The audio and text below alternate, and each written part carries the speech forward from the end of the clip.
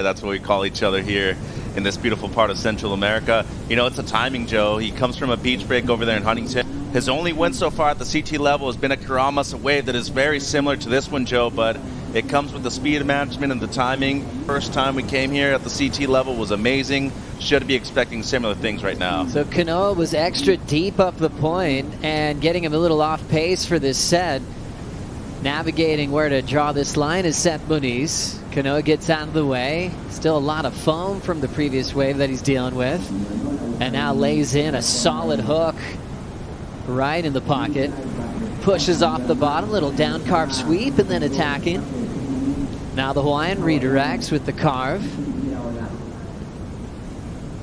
And making him really earn it towards the tail end. He'll put a lot into the finish. That was cool. Even though the section wasn't giving him much, just based on his talent, he pushed a bit harder. Yeah, and very light-footed surfer right there. Moniz comes from an amazing surfing family. As we take a look at his first few turns here. Yeah, more than anything, just kind of a personal wave. Just getting things going, wanted to feel things out. Probably haven't surfed that much at this time of the day, especially with only 2 other guys out. So a lot of froth on this one. Second wave of the set, as you were mentioning, because Kanoa went on the first one. It's a beautiful wrap in the pocket, Joe. Little off timing right there, but recovers on the last third of this wave. Goes into the lip a couple of times. Get a variation with the carves as well. And that's what I'm talking about. Very light-footed, makes things look a lot easier than what they are. And this was cool and creative. You know, bit of variation right there at the end and making something out of nothing, Joe. It wasn't really the best section. Really nice surfing, though. There's that setup as this thing really started getting going. He saw Kanoa duck dive. Still had kind of a slopey face here, so he was really just biding his time to the back half of the wave. Yeah, and more than anything, you don't want to try to push too hard with all the froth on the face either. Fins tend to slide out quite a bit if you do that, Joe, but good timing right here. Wanted to find his rhythm on this wave, and you know, it just goes to show you that during the free surfs here with all the CT surfers, it tends to be very difficult to catch a lot of quality waves.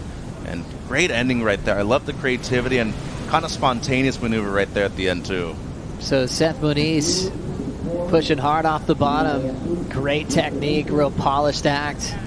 Pushed hard once it got critical under his feet there. Yeah, and definitely surfing in the pocket the entire time too with a slow-mo right here. Great stuff from Seth Boy. Into the lip for that one. More of an off-timing turn just to kind of set up the rest of the wave. But when he gets into the pocket, Joe, and he can lay it on rail, he is as good as it gets. Case in point right there. Great technique. Always surfing with the amount of speed that the section's asking for. So should be a decent opener for the Hawaiian surfer out of Honolulu. Thank you so much, Griffin, in a great place. Beautiful performance as we'll catch up to some lines thrown down by the Maui boy, Imaikalani deVault, on his opening ride here at heat number 9. Trying to stretch this one out, just keeping his board in the high line position. Now punching out the pocket, rifling off another nice snap, and then the tail release on the carve to hook. With this style of surfing, as you said, it presents different styles of power surfing on a completely different wave that we saw from Seth earlier. So that came in as a 4. I'm thinking this might be just over, just under.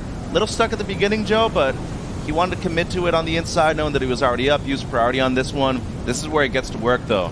Kind of stretches out down the line. Next thing you know, great bottom turn in the hook pocket right there. And, I mean, he goes to town, and overall, the capability that he has to do well at a wave like this, especially coming from Maui, one of the few surfers that has qualified from that beautiful island. As I said, it comes with the power, Joe. And all those guys, Maui no Kaoi, they have the power over there. And we're talking about a kid who does very well in heavy water waves. It all comes down to your personal success, and you want to be able to replicate that down the line, Joe. Imaikalani deVault on the wind-up. Big blowtail going for it. Incomplete. We were talking about different things you can do on the face. Yeah. As we throw down a nice, clean wrapping turn. So precise. Big racetrack going around Imai's Kanoa. Lays into a big section. Flawless on the approach. Through the lip line, attacking from just behind the pocket. Smart decision there, and then into a perfect rail hook. Fin ditch to finish. His lines are so clean. He is surfing way up the point right here.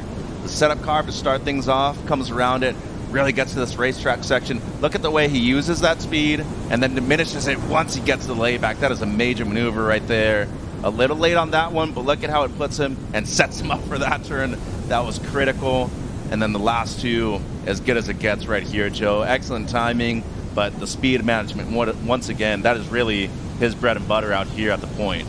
Do you mind those turns where he's slightly behind the section? Not at all, because it makes things more unique and creative, and definitely presents something else for the judges too. So look at the way he decreases his speed right there at the end, just to be able to fit that layback right in the pocket. So that one, he's just slightly late, but it set him up so well for the rest of the wave. That was a difficult turn, Joe. The lip was already coming down, and then he gets a 2-for-1 right here at the end. So great finish, and it's going to be no doubt the best score of the heat so far.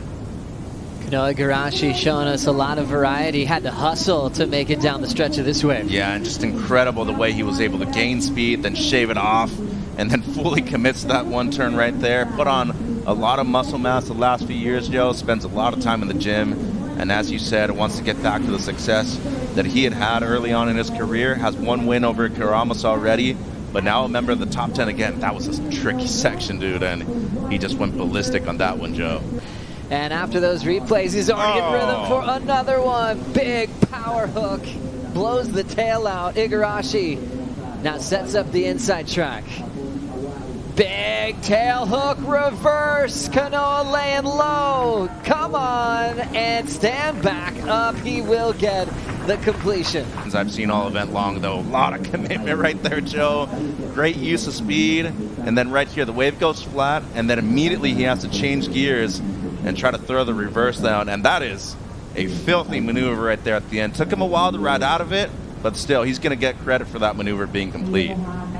That is so radical. Like, if you're a kid just dreaming of 2 moves you might do when you're a pro, I mean, that would be it. This is what Seth just locked into. Yeah, so had the 4 at the beginning, Joe. This one very similar to his first, actually.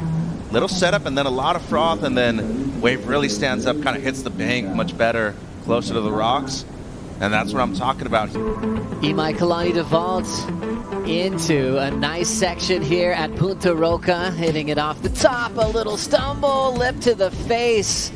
Disruption of flow is not gonna have him kick out. He's still laying down some tracks, but unfortunate on that moment. Now trying to force the fin throw and trying to clean it up over the rocks. Now Seth Moniz wanted to get into this heat. Quick rip off the lip, drives off the lip again, blows the tail a bit, and now a nice paced cut back.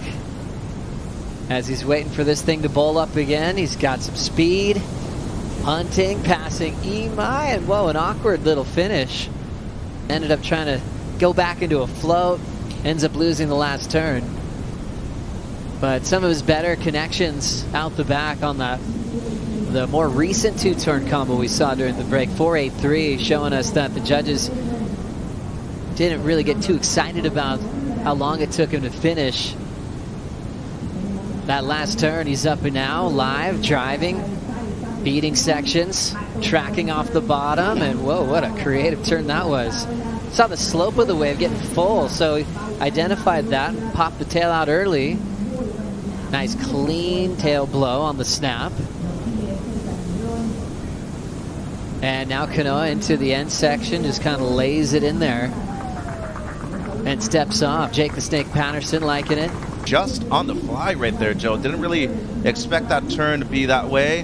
That first carve was beautiful, great timing on it, especially the little extra push he had off of the tail pad. And then this section right here, this is the one you were talking about, had to adjust on the fly. So went for a layback and eventually transitioned into that carve to snap that you were talking about, Joe, and then recovers well here on the inside. Gets one banger in, and then a tough section to make it over the whitewater. And then somehow is able to make it back to the open face and fit one more in. A bit odd right there at the end, but it's going to be a completion for him. And I think that 483 is long gone after this wave. But how's this turn, Joe?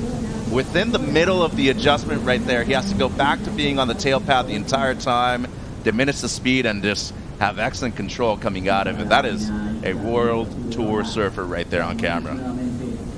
What I'm reading by his surfing and spontaneity is he's really free right now. Yeah. He's staying very present move to move. Look at this, too. Timing on point coming out of that turn right there. It just seems like that switch to JS has been working out perfectly for him. And, of course, you know, having that extra label. Those things have been dependable for people in the past. It's something that's really good for your mind, Joe. Seth Moniz now lighting up some sections, late to the punt. Almost thought he had it though. As we see what Seth did. No, this combination on the outside was excellent. I was thinking to myself, okay, maybe don't push too hard. I just don't think he got the pop rate at the end that he was looking for right here, Joe. But I was thinking he's easily going to replace the 4 that he already had in the score line. Fortunately, just a little late. Kanoa Igarashi kicking off the year with a 9th at Pipe, 5th in Abu Dhabi, 9th in Portugal. As we watch Imai looking for the 4.85. Tries to really lay into the first section, getting some speed to catch up to the lip line float. Now behind it again and just forced to throw a little whitewater hack. So Seth now working on protecting second over Imai. He needs an 8.73 to take the lead off Kanoa. First turn, just a quick swipe there into a fin throw that's incomplete. Seth and Kanoa will move to the round of 32. And Imai will be in the elimination round.